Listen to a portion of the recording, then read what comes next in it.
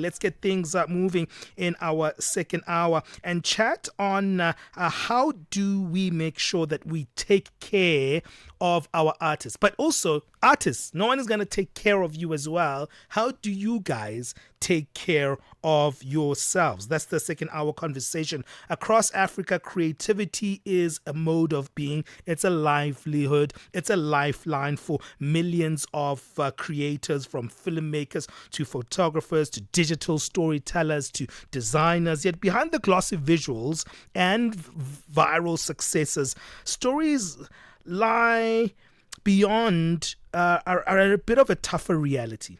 You hear a lot about financial instability, delayed or unpaid work, and an industry that often operates without clear structures or safeguards. And many creatives are struggling with inconsistent income, exploitative middlemen, and a lack of formal contracts or legal protection. Today, we're going to be unpacking these challenges and explore how Africa's creative environment can evolve to better protect and empower its talent, turning passion into a truly sustainable profession. We've got Togo Ntokozo Langa, manager and consultant. Togozo, welcome on the show. Thank you very much for your time, and thank you very much to your listeners for setting time aside to engage in this as well. Fantastic. You know, most of the time, this can be a conversation that someone would think it's a humdrum. Not again. Let's get over it. Musicians must look after themselves. Artists need to start professionalizing. Why do we keep coming back to this conversation, do you think?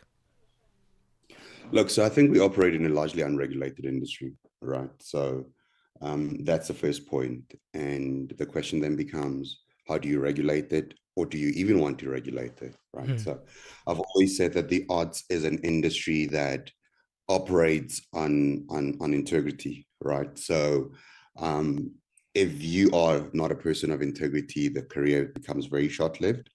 But in the state that we live in, the balance of power is sort of not equal, right? So those that have the financial means to get what they want can always get it from someone else, right? So even if a creative or an artist was be willing to create a platform that is regulated, question is, will those with power, and with power I mean the financial power, as in the art buyer, the agency, or the creative agency, will they choose to engage with a group of artists who have such protection, or will they still choose to go back to the one that seems to be, in quotes, a freelancer, right? Because we can get more out of them than we would out of the guys that are regulated, because the guys that are regulated will have rates, right? As opposed to the young freelancer that will take the job at 20% of whatever the cost is, because at the end of the day, they want to pay rent, right? So I think most creatives don't have their basic needs taken care of. So the structure continues, in essence, because the industry is not regulated, but also because you can always knock on the next door and try to get what it is that you wanted in the first place from the one that was trying to, engage in a more formalized manner. Let's talk a little bit about that, because you said some few interesting things there. Regulation, is it a thing? I don't know if I agree with the concept, because I think regulation is something that is there, but I think it's the artists themselves who are not administering themselves. They're not taking care of the business themselves. They don't have someone to deal with their taxes. They don't have someone to deal with the business of getting sourced by galleries and making sure that they are in distribution channels that work. So let's talk a little bit about what is then the responsibility of the artist. I think what you're just unpacking there is the duality of the problem, right?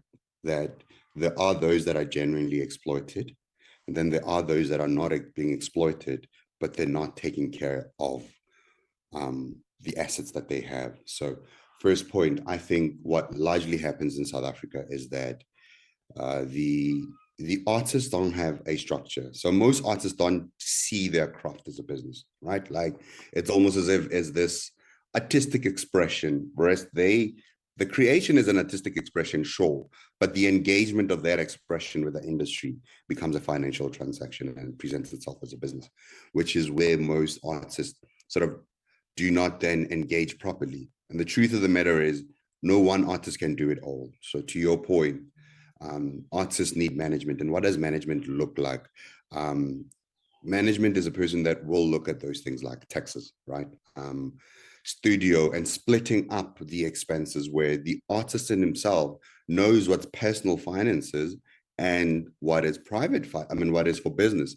Because as it stands, most artists get money into their personal account, and they do not even understand the tax implications of doing business from a business account versus a personal account. All of these are things that artists do not understand. And really, it's a sense of education. And I'll be honest, there has been moves by some artists to actually, in essence, get management and reach out to people who can help them with taxes.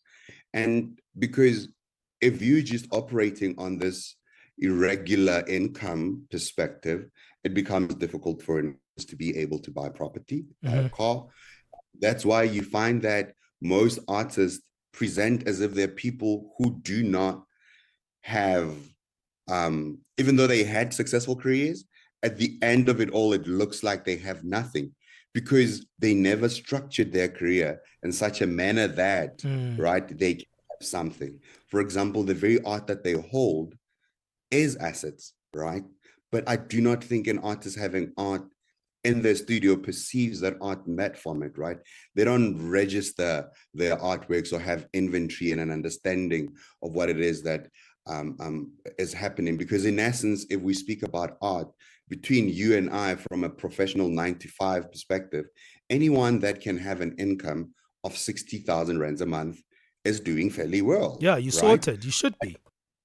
You should be. But in the art world, for them, that doesn't look like that, right? Because and I also want to dispel this thing of artists, musicians need special treatment, right? It's not necessarily that. Yeah, absolutely. Because you don't get special treatment, you take care of your finances, and a doctor, a lawyer, it's the same. So how then do we reshape the thinking of most artists to say, look, treat this as business, because it is business. You need to do contracts. You need to actually read your contract. And the balance of power, it's because most artists don't, the imbalance of power is also as a result of, I have an exhibition, they've sent me a contract, I'm going to sign it. What would a manager do? They would question certain things. They would tweak certain clauses to say, we are not comfortable with this. We are uncomfortable with this percentage. There's a negotiation that happens that you can essentially leave to your manager. In essence, artists, when they create exhibitions, and I know how it is, I've witnessed, this is not something they want to think about. And that is okay, but you should build the structure, right? That will support you to be able to navigate this whole system in a manner that, for sure, that makes sense and that is conducive for your career. Well, Togo, let's take a bit of a break. We're speaking to Togo Ntokozo Langa, who's a manager and a consultant. And we're speaking about professionalizing yourself as an artist. And maybe you also know people who want to venture into artists. Maybe your children want to be artists. And that's the thing, right? We say, no, don't go into this career. You will not make money. That's a big deception. There is money in art. There is money in entertainment. It's just how you manage that career. We'll continue after the break. Annika Longi sur Channel Africa. Comment est-ce que les militants et sympathisants du parti Les Transformateurs ont-ils réagi face à la condamnation de Succès Masra? La condamnation de Succès Masra ne nous a pas surpris et les militants transformateurs ont été bouleversés et indignés étant donné que le verdict est un verdict lourd, illégal, injuste et donc face à la répression dans laquelle le peuple tchadien est confronté, les militants transformateurs se sont résignés de ne pouvoir pas sortir manifester. Et donc, c'est une situation totalement absurde pour un pays. Et aujourd'hui, nous célébrons le 11 août, fête de l'indépendance. On pensait que le verdict allait être plus ou moins clément, mais le verdict est sévère. Annika Longi, tous les dimanches sur Mix Vibration. Download the SABC app and take Channel Africa with you everywhere you go. How do Africa's creatives better protect and empower their talent? How do they turn that passion into a sustainable profession? That's the question that is being answered by Togo Ntokozo Langa, a manager and consultant. And coming back to that, I mean, we've seen the stuff happening, right, where you'll have an artist in a back room somewhere, and you see them living in a poor condition, and they complaining around how things didn't go well for them in their careers, and we feel sorry for them, and we do a cash fund for them as a community online, and then we give them that money, and then they disappear, right? But it's like almost like perpetuating the same thing, right? It's because it's not the money that's going to sustain that artist. It's actually how they see themselves as a professional, as a human, because I think as a professional, that human element is so important, because you will always leverage your interests when you start working on a project. So what do you think is the starting point to start teaching our creatives here in Africa? Look, so I'll start it from this perspective. I think there's a shifting of mind that needs to happen. And as I speak, this is what I would say to the artists that I work with, and this is how we model things, right? So I think most artists need to respect money, need to respect security, and thrive for longevity, right? And thinking like that, it's almost like it's a process, right? It's fine to, when you start your career, to be in that back room and use a taxi, right? And that's fine. And it's not the story of an artist alone, right? Most other professionals start like that and they grow. But the thing is, from day one, you need to structure yourself as a business. Some artists assume that I'll wait to be successful, right, to start thinking like a successful artist. Whereas my personal belief is, it's a profession. Whether you're an internship or whatever, you think professionally, right? Like, you understand that, one, I must honor my deadlines, right, as a creative, whether it's delivery of an artwork to a gallery, whether it's within a meeting, everything that surrounds you needs to speak professionalism, right? Like, because in essence, the people that artists engage with are professionals. So that's how, you speak the same language then at that point. But also the idea of understanding what you can do with the money that you have at any given point, right? So current trend that I'm seeing is young artists, and I also think it has to do with the social media effect, where also artists are starting to see themselves as celebrities. So they're also starting to live a celebrity kind of lifestyle, right? Of buying the Louis Vuitton, of going to the expensive restaurants, and essentially engaging in a lifestyle that on their end is unsustainable, because the career of an artist is not consistent, financially speaking. It has seasons, right? I don't care who says what. In South Africa right now, we've hit the dip. It's going to be quite up until February next year, right? In terms of people buying art and all of that. An artist needs to understand that rhythm of the art industry, right? That you can go for 3 months without making an income. But then what does that look like for you? It looks like money in your account, banking under business, yes, you getting a salary from your own business, right? You being able to say, with X amount of money for the coming months, I will be able to pay X, Y, and Z if I pay myself this. So it takes a certain amount of humility and responsibility to say, I sold for R500,000 and I have that in my account right now. But guess what? Let me rather pay myself 30,000 rands every month, right? So that should the market go quiet, I have money in the account. Also, what does that breed? It breeds a very consistent lifestyle, right? Where I'm not going to ball because I've been paid. It doesn't matter what you've been paid. you still earn the 30,000 rand.